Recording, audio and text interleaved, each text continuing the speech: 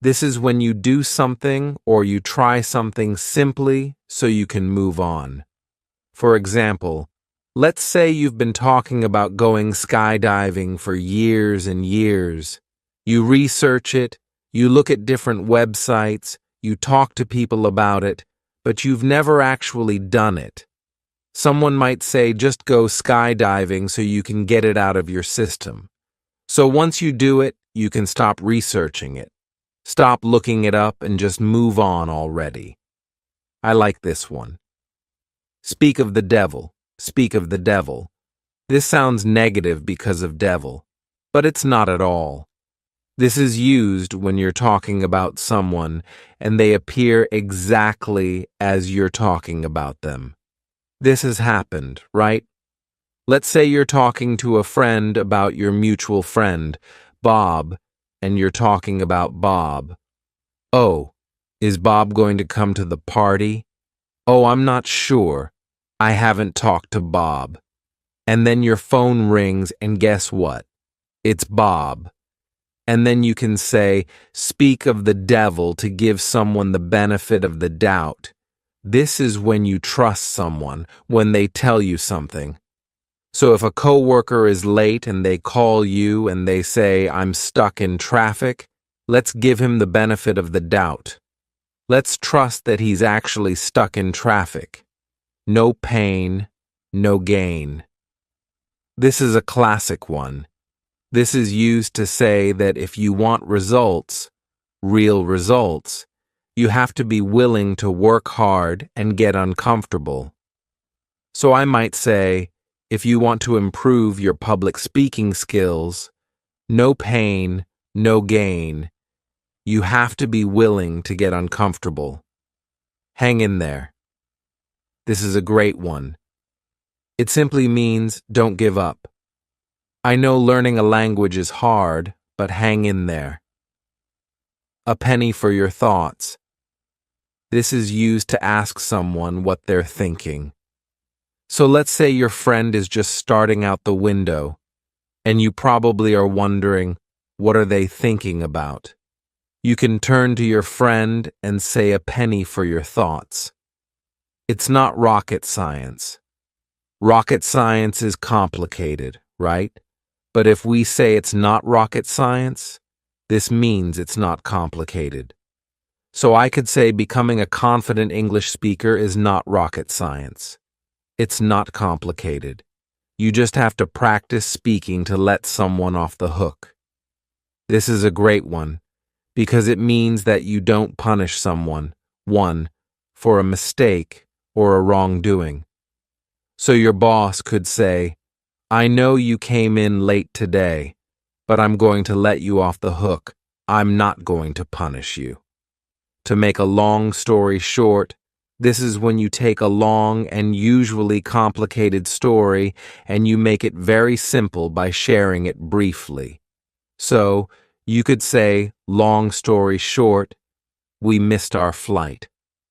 So there's a long story about why you missed your flight, but you don't explain those details.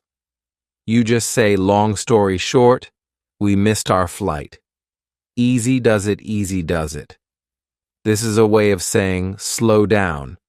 So, if your friend is at the gym and they're trying to do too many exercises with too much weight, you might say, easy does it slow down to go back to the drawing board.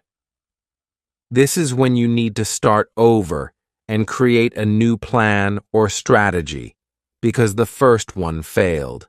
So let's say you were trying to solve a computer problem. You came up with a strategy, it didn't work. And then you can say to your team, well, let's go back to the drawing board and try again. Once in a blue moon, this is an event that happens infrequently. For example, I only see Kara once in a blue moon, not very often at the drop of a hat. This is a great one because it means without hesitation or instantly. For example, call me if you need anything, and I'll be there at the drop of a hat. It means I'll come instantly if you need anything. So it's a really nice, reassuring thing to say to someone. To add insult to injury, this is when you take a bad situation and it becomes even worse. So let's say you're going out on a first date and your date showed up late. That's already a bad situation. But then to add insult to injury, your date forgot his wallet and you had to pay for both of you to hit the sack. This means to go to bed. For example, I'm really tired. I'm going to hit the sack. The ball's in your court. This is used when you need to make the next decision or the next step. So I might say, we offered her a great promotion. So now the ball's in her court. So it's up to her to decide if she's going to accept the promotion or look for another job or do something else, to be or to go barking up the wrong tree.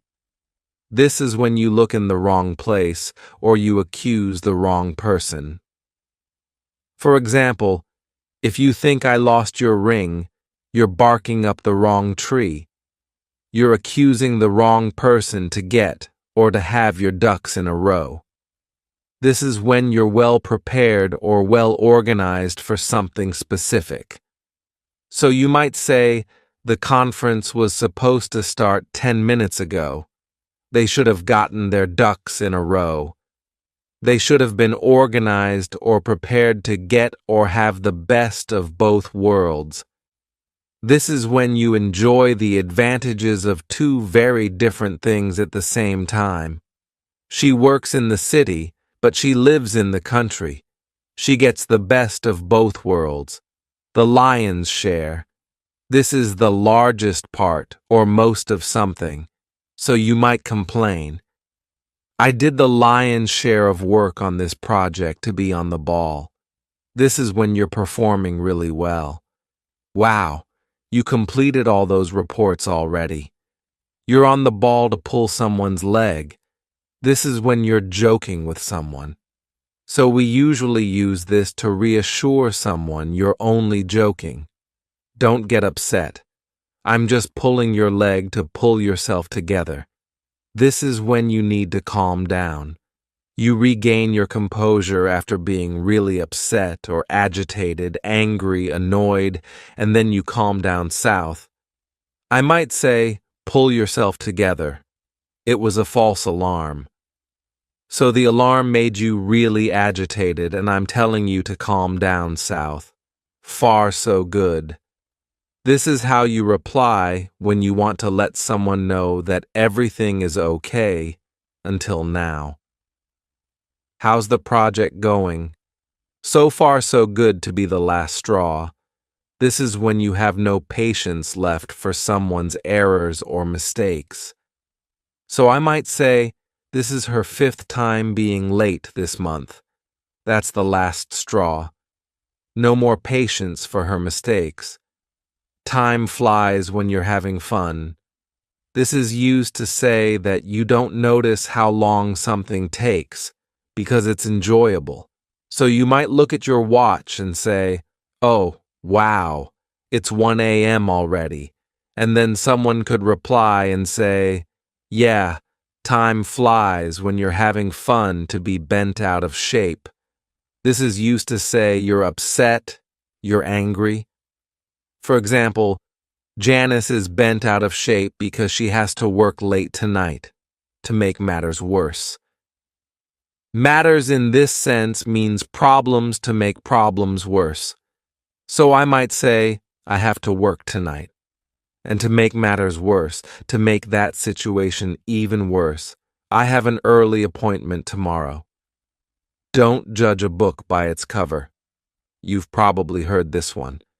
It means that you shouldn't judge someone or something on appearance. For example, let's say I'm hiring people, and I say, I'm not going to hire him. Look at his hair. And then my colleague would say, well, don't judge a book by his cover. Look at his resume. 2. Fall between two stools. This is when something fails to achieve two separate objectives. So let's say you plan to watch a romantic comedy movie. That movie is supposed to be romantic and funny at the same time. A romantic comedy. Two objectives. So you could say that movie fell between two stools. It wasn't romantic and it wasn't funny to cost an arm and a leg. This is when something is exceptionally expensive. Now, airline tickets are usually expensive, but exceptionally expensive. Even more expensive than usual, I might say. My flight cost an arm and a leg to cross a bridge when you come to it. This is used to remind someone that you only need to deal with the situation when it happens. So your friend might be concerned. What if I forget all my words during my IELTS speaking exam, and then you tell that friend cross that bridge when you come to it? Worry about that problem when it happens to cry over spilt milk. This is used when someone complains about a problem or a loss from the past. So let's say I had a party weeks ago, and now I'm complaining. I can't believe John didn't come to my party. Well, my friend can say, don't cry over spilled milk. It was 3 weeks ago. Why are you still talking about it? Curiosity killed the cat. This is used to say that being inquisitive or asking a lot of questions can lead to an unpleasant situation. So let's say your husband or wife is planning you a surprise birthday party, and you try to ask a lot of questions. What are we doing? Where are we going? Who's coming? Then your husband or wife can say curiosity killed the cat. Just to remind you, don't ask so many questions to miss the boat. This is when you lose an opportunity because you were too slow to take action. For example, the application deadline was last week. I missed the boat to be on fire. This is to perform really well. Wow, your presentation was amazing. You were on fire to spill the beans. This is when you reveal a secret when you shouldn't have revealed a secret. So let's say you're planning a surprise party for someone, and then you tell everyone, don't spill the beans. Don't reveal the secret. And finally, to be under the weather. This is when you feel unwell, when you feel sick. I'm a little under the weather today. You are doing a great job. Think of everything you've learned so far. Now let's focus on how you can share your opinion and do that very professionally and naturally. You're going to learn over 50 opinion words right now. Now let's get started with first sharing your personal opinion. Let's say you're in a work meeting and you have an idea you want to share with everyone. We should hire a marketing expert to build our website. You can absolutely see that. But you can sound more professional, more advanced if you use an opinion word. Now, there are many different phrases you can use to share your personal opinion. I recommend starting with 2 to 3 that you like the most, and then you can add more once you get comfortable with them, so you have variety and you're not always using the same one. Here's the list, in my opinion, as far as I'm concerned, from my perspective. From my point of view, personally, I think that, in my view, I'd say that I believe that. I strongly, firmly believe that. I'm convinced that there's no doubt in my mind that I feel that. In my mind, it seems to me that, so, let's take our idea again. We should hire a marketing expert to build our website. As far as I'm concerned, we should hire a marketing expert. In my opinion, in my mind, personally, I think that we should hire a marketing expert. So you can use any one of these. And remember, variety is key.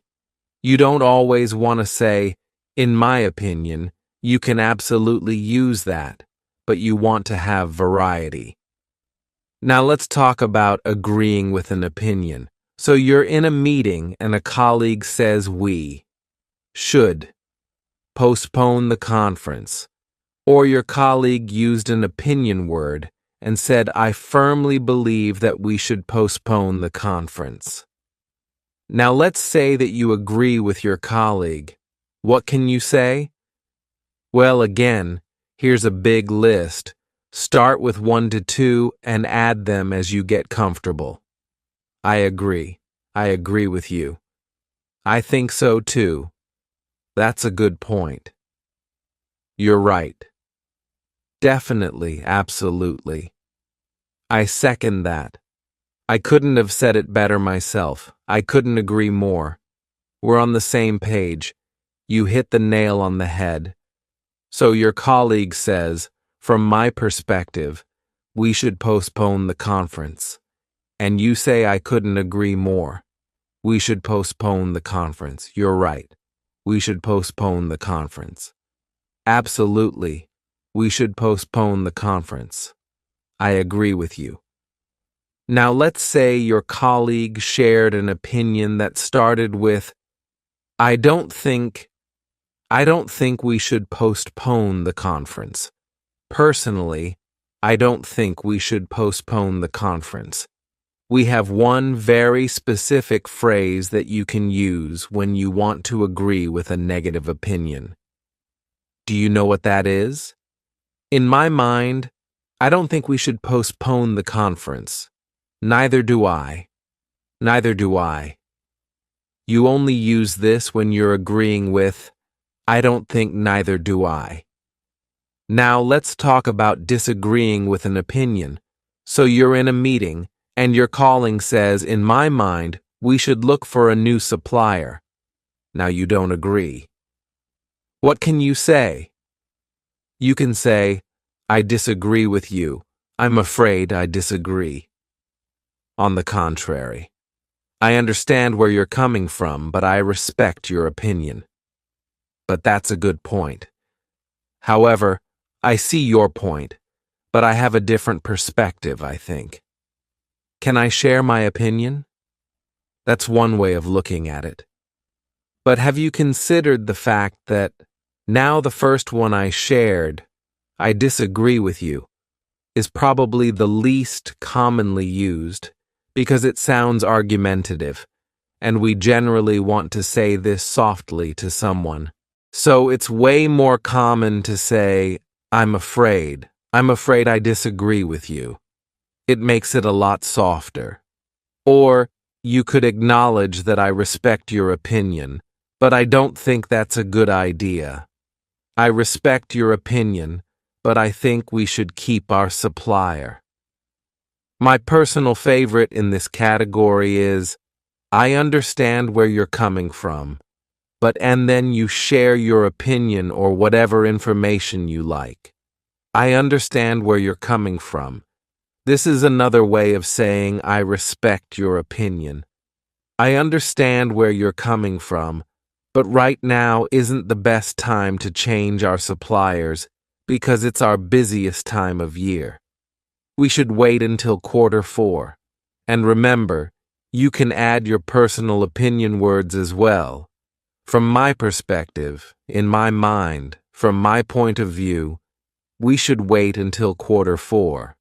So you can absolutely combine these different opinion words together.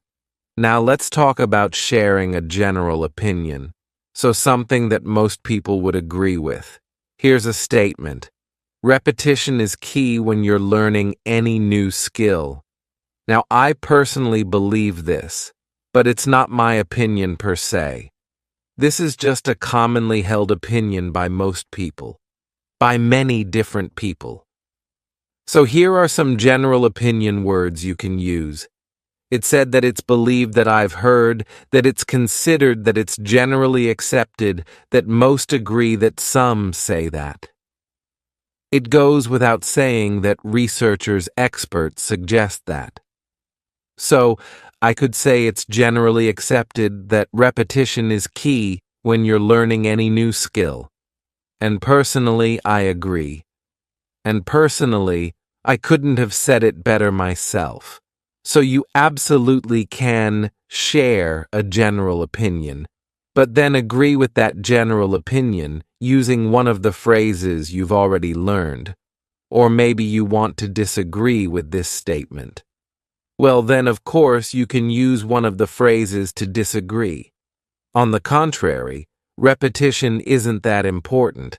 I'm afraid I disagree. Repetition isn't that important in my mind. And then you can share your opinion. And finally, let's talk about how to ask someone for their opinion. So let's say I shared a general opinion. Most agree that repetition is key when learning a new skill. And I want to ask for your opinion on this specific topic. I can say, do you agree? What's your opinion? What do you think? What are your thoughts? What's your view? How do you see the situation? What's your take on it? What about you? How about you? Has that been your experience? What has your experience been? Are we on the same page? Is that something you would support too? So if you're talking to someone who's currently learning a new skill, it could be really interesting to ask them, has that been your experience? What are your thoughts on that? Do you agree? I've saved the best for last, because one of the easiest ways that you can sound more advanced, more professional, more fluent is by using transition words. They are the secret to really elevating your English. So now you're going to learn 50 of the most common transition words. So what exactly are transition words? Well, transition words are individual words or groups of words, phrases that you can use to organize your ideas and to show connection between your ideas. They're commonly used in academic or formal writing, but you shouldn't limit their use to just that, because you can absolutely use them in your spoken English, and you should use them in your spoken English to sound very advanced and professional. And if you watch to the end of this video, I'm going to share how you can use transition words to expand your ideas and to take a really simple idea and be able to talk on that idea for longer using transition words. So stay right to the end. So let's get started. You're going to learn over 50 transition words in this lesson. Don't feel overwhelmed. Just add them to your vocabulary as you go. Our first group of transition words are used to show cause and effect, causation. So here I have two separate ideas. I spilled my coffee. I changed my shirt. Now this is where we can use a transition word to combine these ideas together and to show the relationship between them. I spilled my coffee. As a result, I changed my shirt. Cause and effect. Here are the transition words in this category, and they're listed from most formal to least formal. So you can take a screenshot of this consequently, hence, accordingly, thus, for that reason, as a result, therefore, and so since, because due to now the example I gave you. I spilled my coffee as a result. I changed my shirt. This is a casual statement. It might sound a little odd, perhaps out of place, to use a very formal transition word such as. Consequently, in such a common everyday speech, I spilled my coffee. Consequently, I changed my shirt. You could absolutely say it, it's grammatically correct, but the choice of transition word is just a little too formal. So do not think that formal is the best. And you absolutely should use formal. You should use formal when your ideas are more formal, they're more academic, they're more professional in a business context. Let's look at a business context. The project is over budget. We have to cut cost. So again, we'll show our cause and effect. We'll use a transition word to combine these ideas. And because it's a more formal context, I can use a more formal transition word. The project is over budget, hence, consequently, thus we have to cut costs. Our next group of transition words is chronology. This is how events are related based on when they occur. So, think of time. Here are 3 events. I went to the store, I worked out, I made dinner. Now, of course, we can add first, second, third, first, next, finally. That's chronology, and it instantly sounds more organized and more advanced when you add the transition words. So let's review the transition words in this category first. Firstly, to start to begin at the beginning at the start. Second, secondly, after, afterwards, next, then subsequently, later. Third, thirdly, after, afterwards, next, then, subsequently, later, finally, lastly, last, but not least. Now notice that for the second and third events, many of the transition words are the same. You can use after for the second and third event, or you can use next for the second and third and fourth and fifth event. But you might want to avoid that so you don't sound repetitive using the same transition word again and again. So you can use next, then subsequently, finally.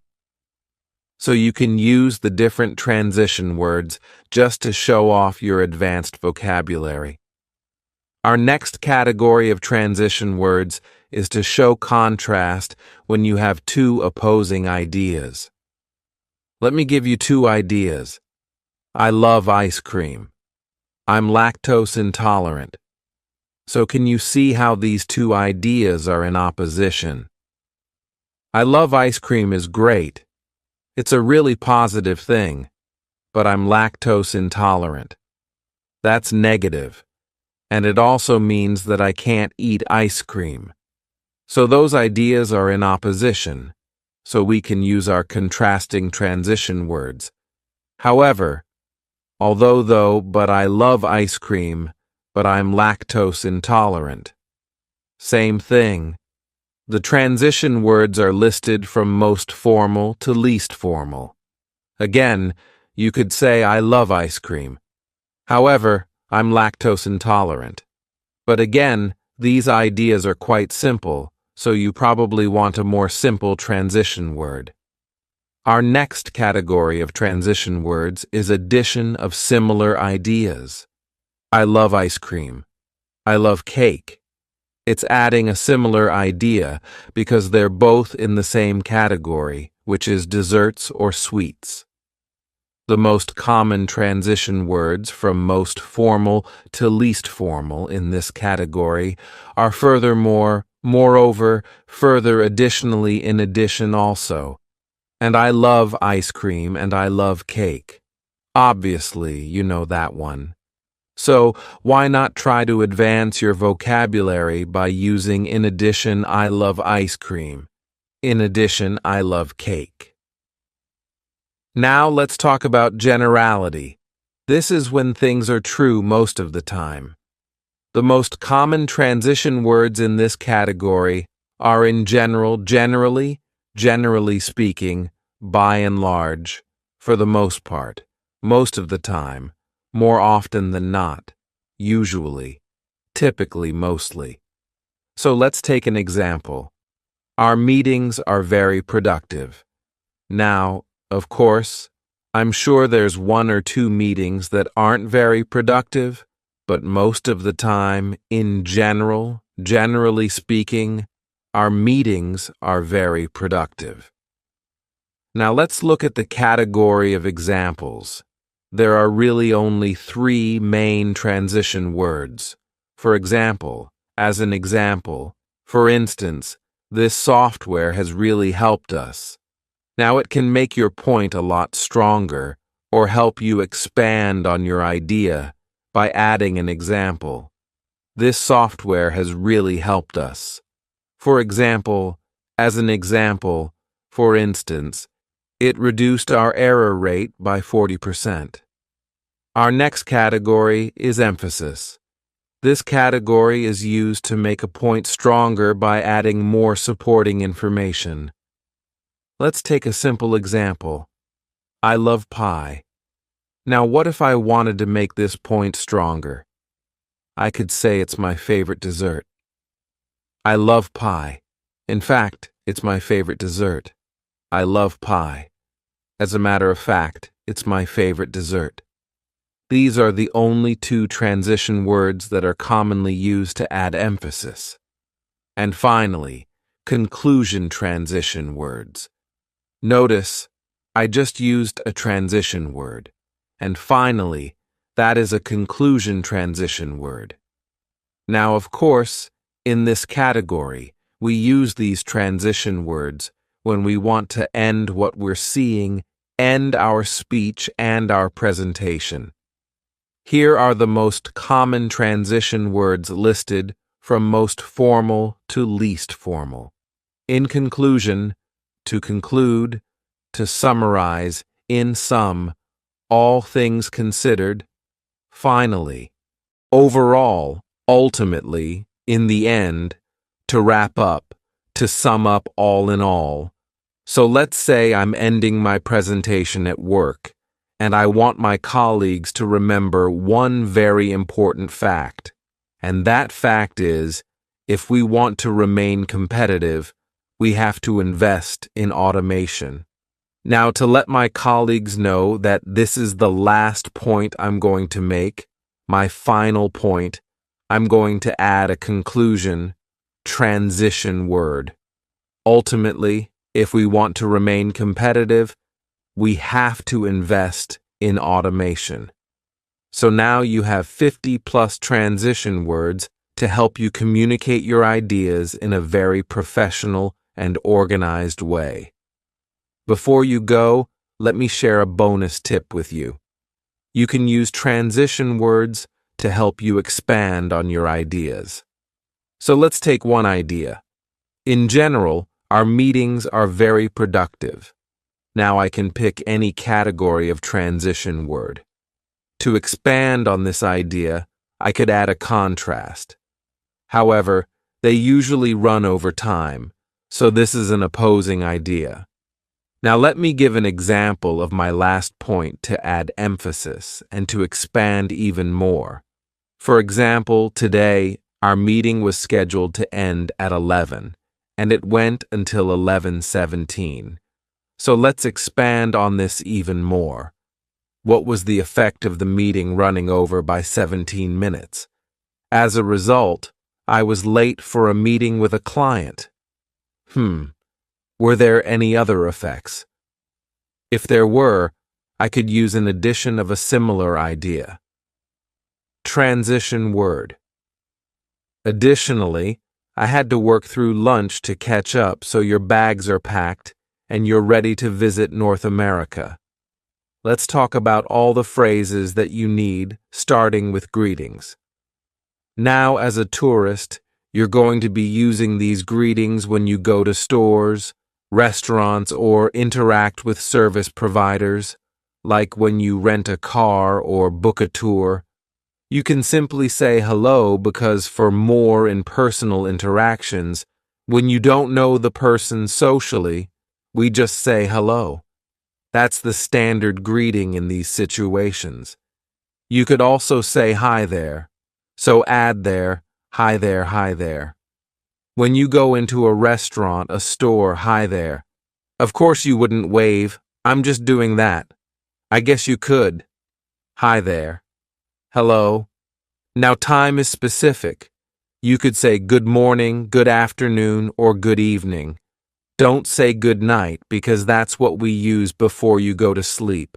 So after 4 to 6 p.m., you can say good evening, now only for morning. Thanks for watching today's lesson. See you soon in the next lesson.